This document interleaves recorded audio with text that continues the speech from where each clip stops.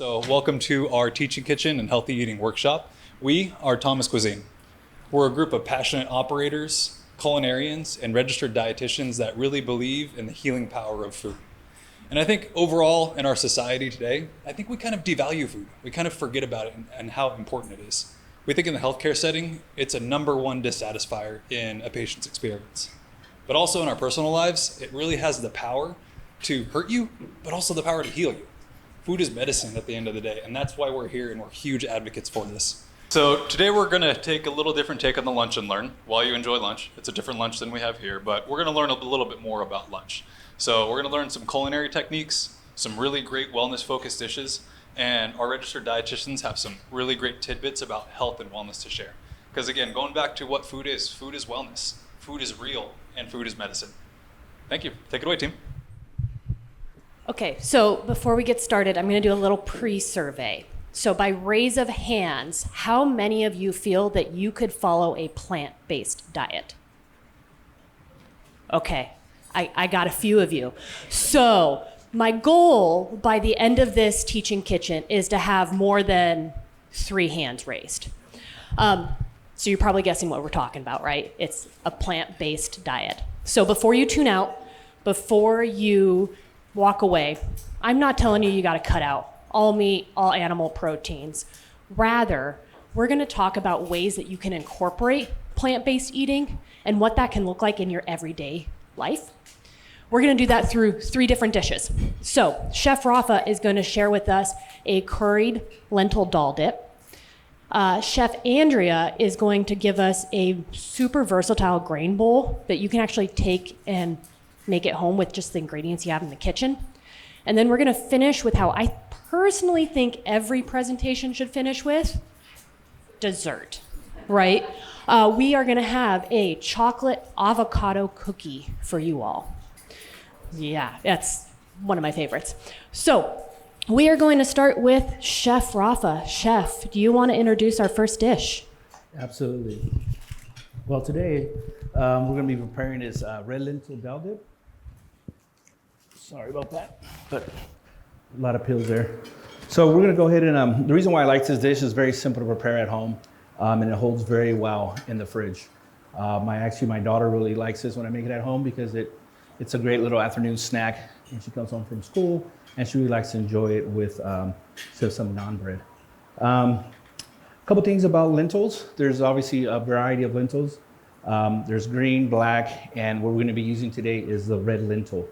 The reason that I like the red lentil for this dish is because when you cook it, it becomes very creamy, and it does great for the dal dip. All right, so we're going to go ahead and get started. We're going to get started with this yellow onion, right? What I always recommend whenever you're using a cutting board or whatnot, I like to put a damp cloth underneath your cutting board. So underneath this cutting board, I went ahead and grabbed some paper towels and put a nice damp paper towel underneath the cutting board. So that way it prevents it from sliding, right? We always got to be sure that, safety first, right? So to start off the onion, we're going to go ahead and cut it the way I prefer to cut it. And that's going to be we cut it in half, and I left the root in on the onion. So we're going to go ahead and do some nice slices, horizontal. And I'm only going to do like half the onion because it's such a big onion. Normally you want to do this for this dish is about servings for 10 people. So we're going to use about 1/4 of an onion, and we're going to go ahead and slice it again in the middle. And then we're going to give it a couple slices down. And the idea is to have some nice thin slices, so that way you get a nice easy dice. No need to come back to it and run your knife through it. All right, as that's going, I'm going to go ahead and make sure my stove's working here, and we're going to add a little bit of olive oil. So what's plant-based eating? Well, let's start with what it's not. Like I said earlier, it's not a total elimination of animal products, right? Rather, it's a dietary approach that emphasizes the incorporation of plant-based foods. So that's going to be things like whole grains, fruits, vegetables, legumes, nuts, seeds, and plant-based oils like olive oil and avocado oil. All right, now that our pan is nice and warm, we're going to go ahead and add let me get my scraper here. I don't like scraping the cutting board with a knife because it dulls it up, right? So these little rubber bowl scrapers that are usually used for pastry. It's a great addition to the kitchen, right? So that way you can put your product into the pan that you're using. All right, got some onions in there. We're gonna go ahead and stir those up a little bit. Let them get translucent, about 5 to 7 minutes. And then as that's going, I'm gonna go ahead and start working on this whole garlic. One thing about garlic, it is easier to grab, at the market, the pre-diced garlic, and it usually comes in a jar or whatnot. What I found that with the preservatives, the garlic is kind of bitter, and because of the citric acid of the preservatives they put in there. So I prefer to use fresh garlic, right? So we're gonna go ahead and smash that. So I grabbed this elephant garlic. It's awfully pretty big, a lot harder to smash than I thought it was gonna be there. So we'll go ahead and peel that up. The reason why I picked this garlic though, because it's great for slicing. It's a little bigger clove, and for today's application, we really only need 1 garlic clove. The best way to store your garlic is like in a brown paper bag, in a cool, dark place, or you peel into garlic cloves, put it in a Ziploc bag, and then put it in your freezer. So whenever you need some garlic, you're ready to go. So we're gonna go ahead and slice it kind of like the same way I sliced that onion. So with the plant-based diet too, again, it's not the elimination of animal products, complete elimination. Mediterranean diet is a great example of a plant-based diet. It focuses heavily on plant-based foods, but it's still incorporating dairy, protein, animal proteins, and fish. The big emphasis here is that we're looking at whole foods as much as possible and being really intentional about the animal proteins that we're choosing. So high quality proteins, lean proteins when possible, and then trying to minimize ultra processed or highly processed foods. All right, now that we gave our onions here a nice little, about 5 minutes, a nice little stir, we're gonna go ahead and add our fresh garlic. I wanna cook that for about an additional 1 minute. And as that's going, what I like to do, the next step is going to add some tomato paste. The one thing with tomato paste, I always like to add it like in the beginning of the cooking. This is what we call sofrito, which is like onions and garlics and kind of sauteing that up a little bit. So then we're going to go ahead and add our tomato paste. And you want to cook that for about a minute. Continue to stir it. And the reason we're cooking the tomato paste first is kind of remove some of the bitterness, and all the natural sugars of the tomato are gonna really pop nicely. Then we're gonna go ahead and add our curry. We got yellow curry here. Add that, saute that up a little bit. And then we're gonna go ahead and go with some brown sugar. And today we're using pink Himalayan salt. We're gonna go ahead and add our lentils.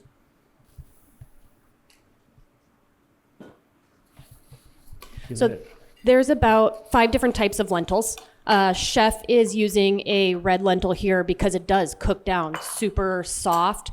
It's really used in like dals, curries, or purees. Your other lentils, your black, French, or green lentils, they're not gonna cook down so soft. So they're gonna be a little more firm.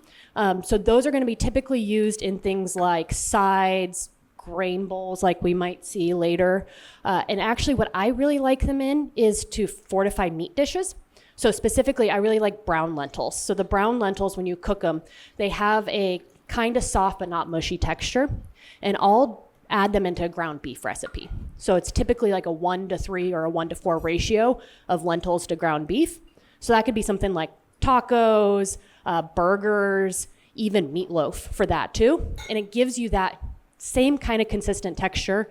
It blends in with the meat, but it's adding a lot more nutrients, right? So really great fiber source. A cup of lentils actually has 18 grams of protein in it. So you're still getting a lot of really good protein as well. So the way I cook these lentils, I added about a 3-to-1 ratio from lentils to water, right? So you want to go ahead, add in the water and give that a nice little stir. You want to bring it up to a nice little simmer or a boil, and then we cover it with the lid, and we let that go for approximately 20 to 25 minutes. Sometimes when I make this at home, it does seem to be a little loose. So what I do, I just set it off to the counter a little bit, and it tightens up nice. So say it's been 20, 25 minutes. We're gonna go ahead and stir in some low-fat Greek yogurt. And then finish it off with a little bit of garam masala. Then I got some already prepared here off to the side. And you want to go ahead, Ali? Yeah, sure. So I'm going to jump on a soapbox really quick. And it's fiber, right? So we have a huge opportunity in America. 90% of adult Americans do not consume enough fiber. 90%. Chef, it's worse for guys. That's what I hear. It's 95% of men do not consume enough fiber in America. That's if we have a room full of 50 people and it's all men, 2.5 of you get enough fiber in your day. That's pretty powerful. So what is enough fiber? Well, chef here should be getting about 38 grams of fiber a day. Women of similar age, so 31 to 50, should be getting about 25 grams of fiber. That seems like a lot. But in reality, that 1 cup of lentils that I was just talking about that had the 18 grams of protein, it also has 15 grams of fiber. So that's almost half your daily value, or more than half your daily value if you're a woman, in fiber, just in that 1 cup of lentils. Awesome. So we're gonna go ahead and plate this up. You can either fold the cilantro into the finished product, or you can top it off as a garnish. So here we have our dal dip that's right here. It turned a little orange because of the Greek yogurt. Plate that up for you. And then I like to serve it with some pita chips or some nice radishes, some cilantro, some celery sticks, radishes, or cucumbers actually. With cucumbers, it goes really, really well. And the Super Bowl is right around the corner. What a not a great little healthy snack, right? And then I can be part of the 5% that Ali was talking about that we're not part of, right? And then we're gonna garnish that with a little bit of cilantro there. I picked some fresh thyme and a little bit of chives. As I finish this up, Chris is gonna be passing around a little taster that we made for you. So what we did is we toasted a little bit of pita. We added a little bit of extra virgin olive oil to the pita, and then covered that with a little bit of sumac, and we cooked that for about 7 to 8 minutes. And then we went ahead and garnished it with a little bit of Greek yogurt, some chives, and a little bit of cilantro. Thank you. Enjoy. So as you guys are snacking on that, I wanted to share one study with you that's related to plant-based diet. So this was a study published by the European Journal of Nutrition in 2021, and it looked at NHANES data, and it actually found that following a healthy plant-based diet, I'm going to preface that with healthy because there are ways to eat an unhealthy plant-based diet, but eating a healthy plant-based diet was actually associated with up to a 20% reduction in all-cause mortality and over a 30% reduction in all cancer-specific mortality as well. And what was really impactful for me was that was independent of weight loss, BMI, or physical activity. So specific to the diet as well. So fiber is a great source. Christie's going to talk a little bit more about some of the specific health benefits for fiber, whole grains, some different things like that too. But you can find fiber in a lot of different areas. It's not just going to be those lentils. A lot of that plant-based diet that I talked about has it as well. And I'm going to turn it over to Chef Andrea to talk about our next dish. We have a super versatile grain bowl, and Christie's going to give us some more information too. Hi, everybody. So the dietary guidelines actually recommend that half of your grains come from whole grains. So if you're going to eat 6 ounces of grains every single day, we want to make sure at least 3 of those are coming from whole grains. And so let's start from the basics, like what is a whole grain? So a whole grain has all 3 parts of the grain. So let's say the first part is the bran, which is that outer hard layer that has tons of fiber, B vitamins. It has minerals like iron, antioxidants. And then we have the germ, which is the core of the grain, and that has more B vitamins, antioxidants. It also has phytochemicals and healthy fats. And then we have the endosperm, which is that starchy middle section, mostly carbohydrates and protein.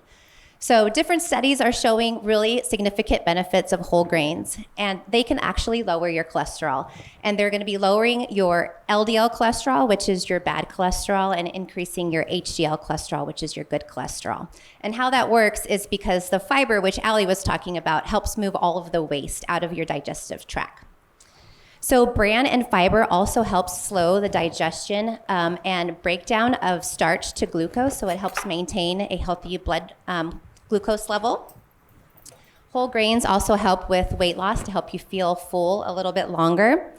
And fiber has also been shown to prevent the formation of small blood clots, which lead to heart attacks and strokes. So the phytochemicals and antioxidants in whole grains also help fight against disease like cancer. You want to talk about? Yes, absolutely. So let's get into a couple specific whole grains today. First here, I have farro. And to prepare this farro, I actually brought just a plentiful amount of water to boil. I wanted my grains to be, covered by a generous 2 inches, maybe like a 4-to-1 ratio. So after my water was boiling, I added in my grains, and then I simply just maintained a simmer and then cooked it until it was tender. And that took just about 25 minutes or so. Now, that may sound familiar as we bring water to a boil and we add something in, just like cooking pasta. If you can cook pasta, you can definitely cook some farro at home.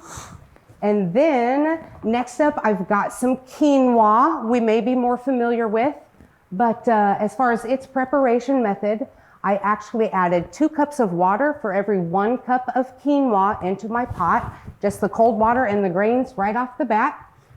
Brought that mixture just to a boil, reduced it down to a low simmer, put a tight-fitting lid on, and let that cook for about 15 minutes until all that liquid had been absorbed. And then I personally like to let my quinoa rest in the pot with the lid on after I've completely turned off the heat. I find that that yields the fluffiest product. Okay, so let's talk about farro. It's an excellent choice for whole grains. It's an ancient grain. It has a nutty flavor and a chewy texture. It has 8 grams of protein per half cup. It's loaded in vitamins and minerals. It has zinc in it, which helps with wound healing. It helps with your immunity. It also has magnesium, which also helps with your immunity and helps keep your bones strong. It has niacin and other B vitamins that help convert food into energy. And farro is a great source of fiber. We were talking about fiber earlier today. It actually has 6 grams of fiber per half cup. And we've already kind of talked about some of the benefits of fiber, so I'm just going to summarize some of the things that I had already said and throw out a couple of new ones. So we already talked about fiber lowering your risk of heart disease. It also may lower your risk of diabetes by help regulating your blood sugars. It is going to help with your digestion and relieve constipation. And I'm sure a lot of you have heard about the microbiome, right? It's a really popular topic right now. It helps with your immunity. And fiber helps feed the healthy bacteria in your gut. So that's going to help you have a nice, robust microbiome. And of course, those antioxidants that we love that are going to protect us against diseases like cancer. So I'm going to pass it back over to Chef Andrea, and she's going to tell us how to build one of these great grain bowls. Okay, so I have brought with me today several fresh ingredients. Nothing too out of the ordinary. I like to incorporate some greens, and I prefer kale. I had some leftover sweet potato for dinner, so I brought that along with me. What else? I am going to start this build with some plant-based protein, and I'm going to use chickpeas today. And then I think for this one, some cauliflower, and maybe a touch of spice with this jalapeno.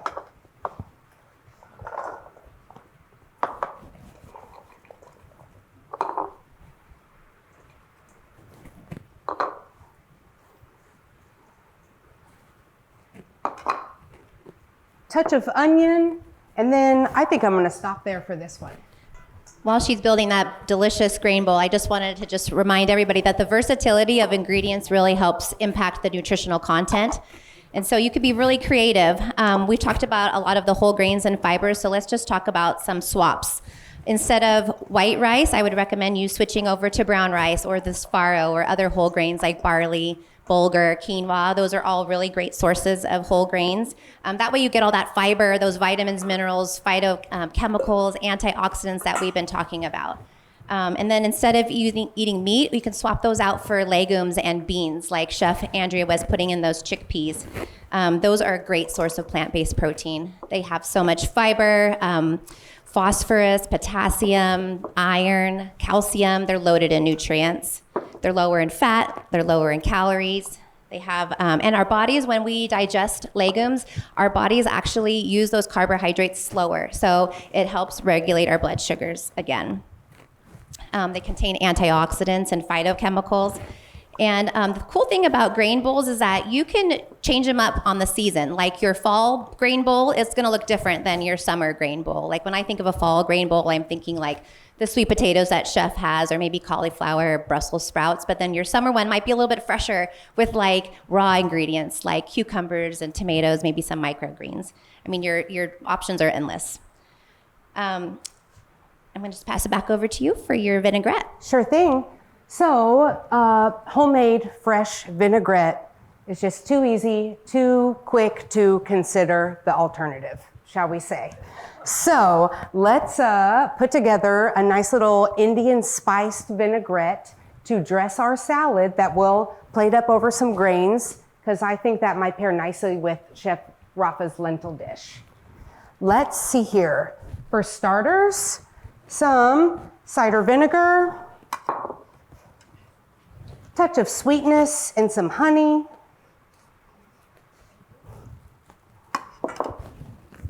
A little bit of Dijon mustard.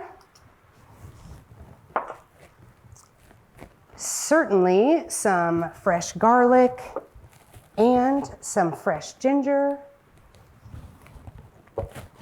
Let's see here, definitely need some spices.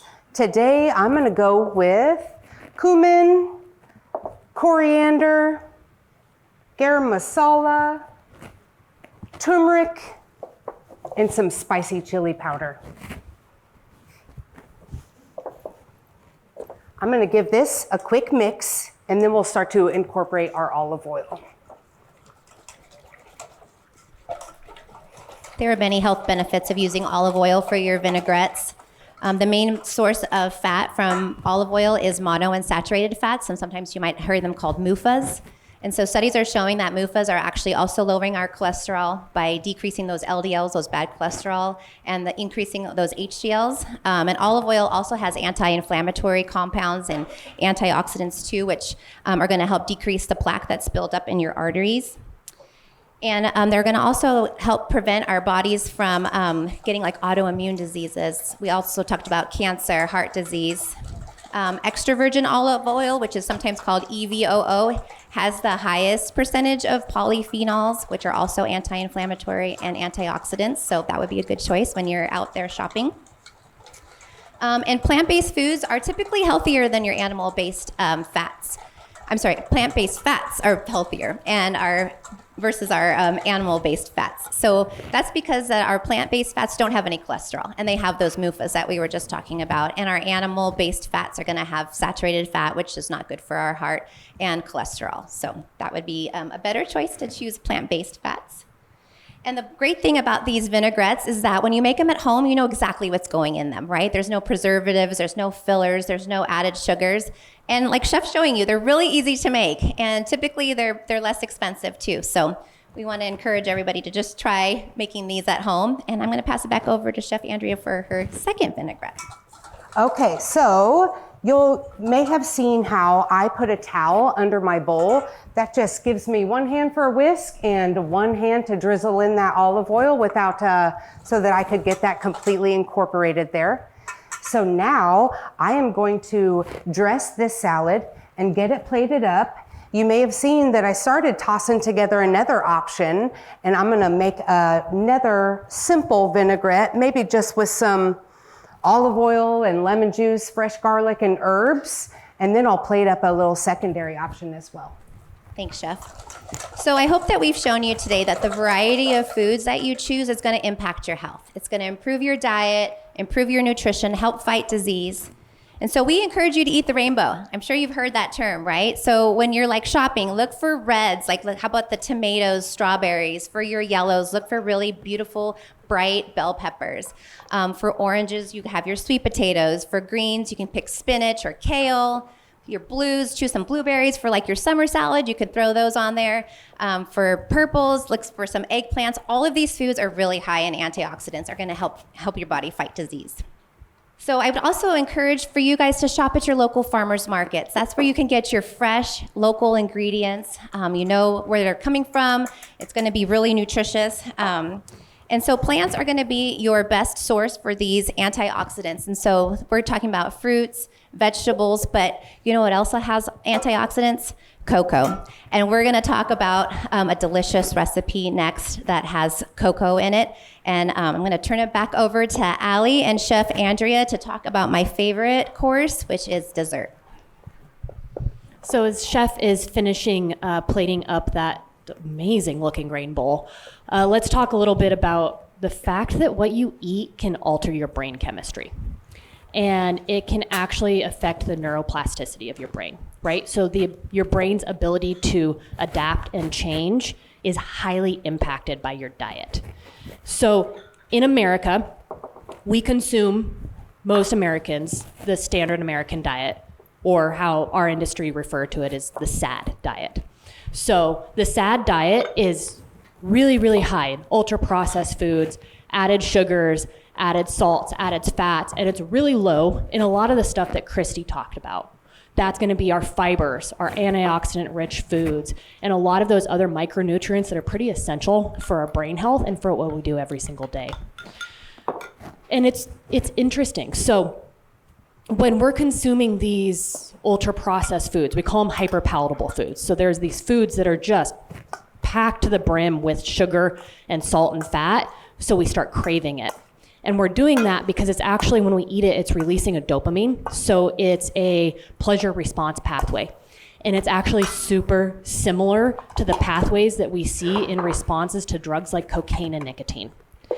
So it's almost an addiction, right? And so you start consuming those foods, and the dopamine receptors, they actually become desensitized over time. So you start needing more of those foods. You need more Skittles, you need more Krispy Kreme donuts, or whatever it might be. And over time, it actually overrides your natural hunger cues.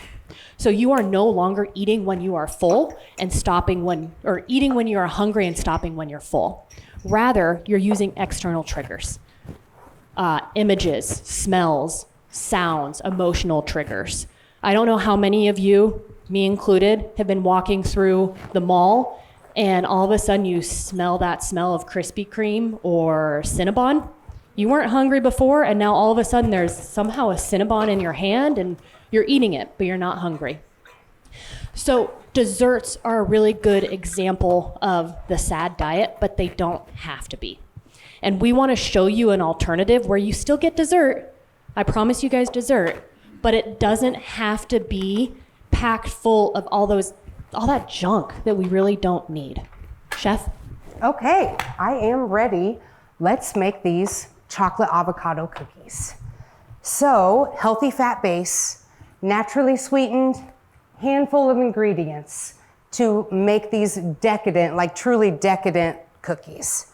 We are going to use some avocados, pure maple syrup, 1 egg, some unsweetened cocoa powder, and today I'm using peanut butter, but this truly could be any nut or seed butter there. I've tried it with many varieties, always successful.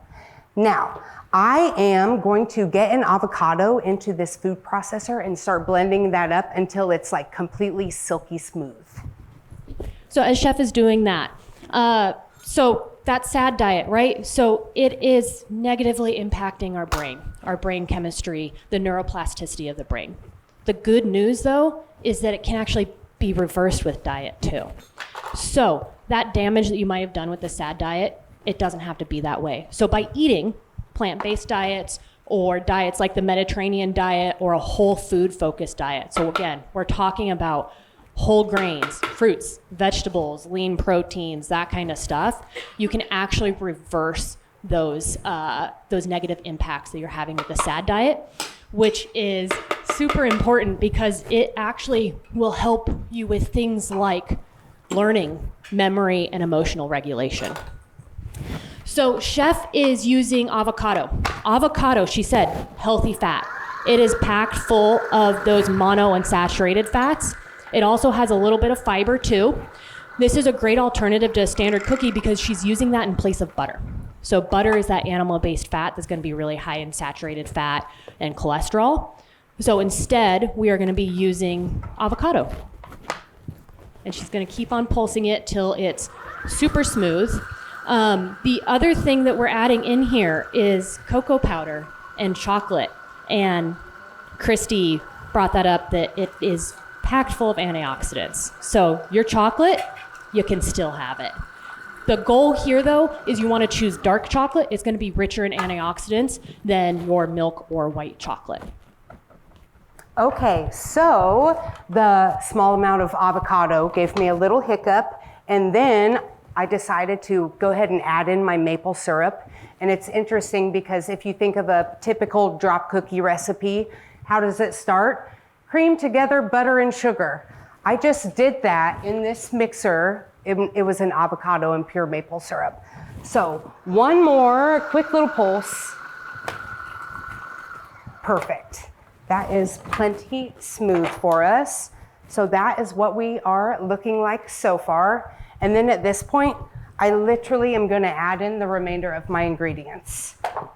So you can actually make this, you don't have to have a food processor. So you can mash your avocados by hand as well and do that. The caveat there is that it's going to be a little bit harder to get that super creamy texture. So you might have a little bit of lumps. If you're okay with that, then that's absolutely fine. So let's see here.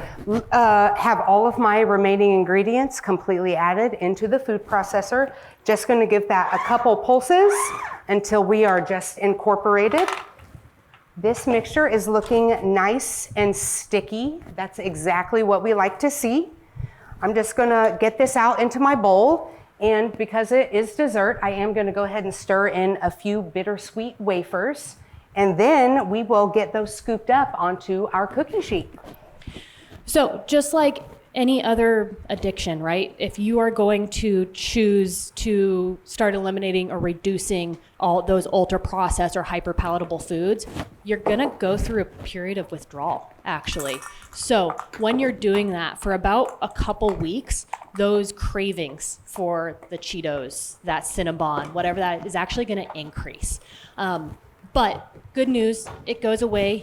You start retraining your brain and those neural pathways so that you stop craving those foods. And also you don't need as much of those sweetness, salt, fat to get that same pleasure response too. Okay, so I got my wafers incorporated, and then at this point, I am just gonna scoop these out onto this parchment lined cookie sheet.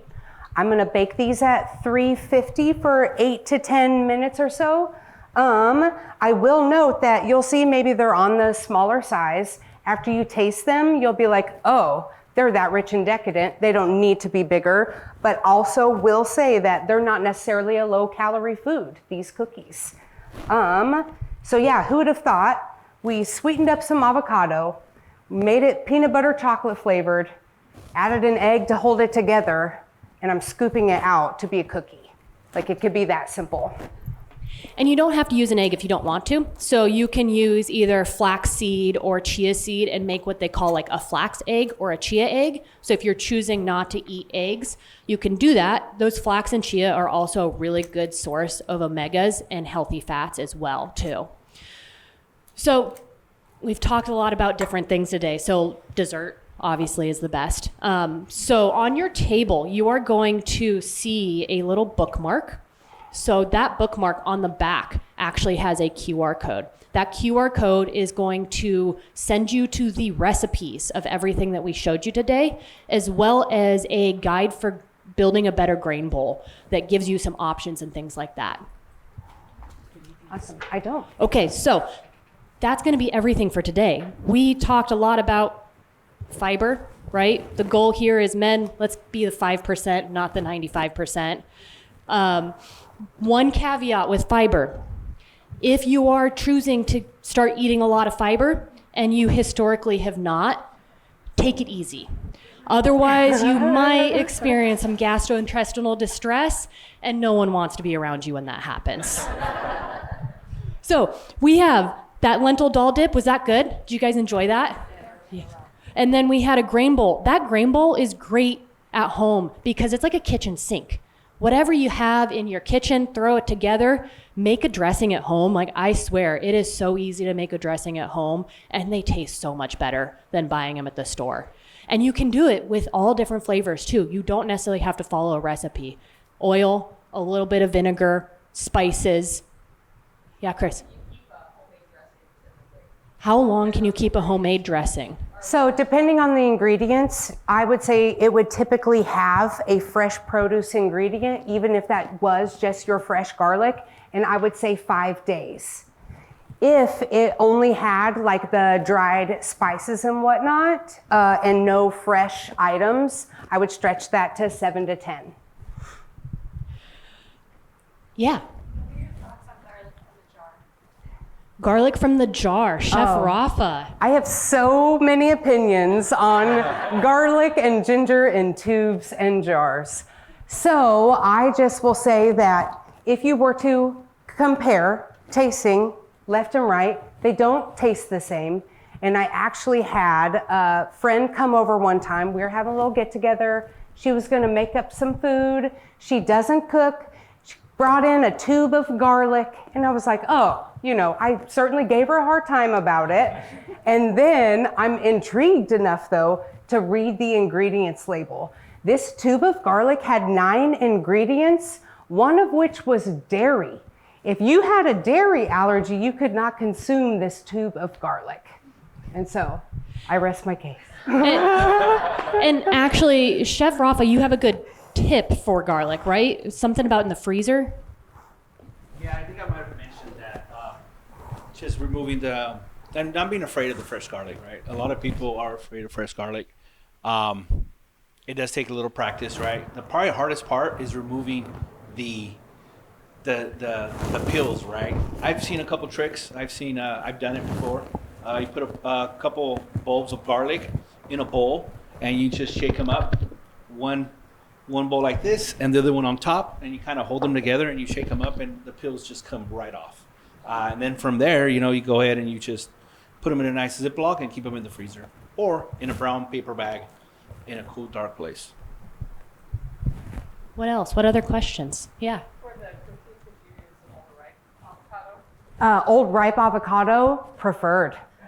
Yeah, so in that instance, like at the last minute, I went ahead and added my pure maple syrup because maybe it wasn't the most ripe avocado.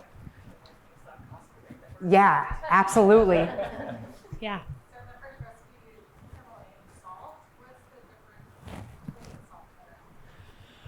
So from a nutrition perspective, if you're looking at iodized salt versus Himalayan salt or some other salts, the main difference there is that one has iodine added to it. That was originally added back in the day when we were seeing a lot of iodine deficiencies. Nowadays, we typically don't have as much of an iodine deficiency, but as far as Himalayan salt or pink salt or something like that having additional health benefits above and beyond just being salt, there isn't actually anything specific to that as well. And then as far as a culinary perspective. And one thing I should add when using any sea salt, if a recipe calls for like kosher salt, in the kitchen sometimes I prefer to use kosher salt because it's a lot more thicker and it's easier to grab with your hands, right? But if you were to use sea salt or a pink Himalayan salt, that salt content, the sodium content is a lot higher than kosher salt would be, right? I'm used to using sea salt or the pink Himalayan salt because it's a little cleaner than your normal iodized salt. And it's always when I'm making something at home, it's kind of like the joke, right? I over season stuff when I use the iodized salt. I don't know why, but so there's a her and him salt little container that we have that I use either the pink Himalayan salt or kosher salt. What other questions? Well, Before you leave, we have cookies for you. I promise dessert. So we have the chocolate avocado cookies back there on the door. Please take one. And then we're going to be here for a while. So if you want to come and talk, we are some of the biggest food nerds you will ever meet, whether that's talking about nutrition or talking about flavor profiles or how to cut an onion. So please come and chat with us. Make sure you grab a bookmark so you can get those recipes, enjoy those cookies. This is our teaching kitchen. Thanks for joining. Thank you.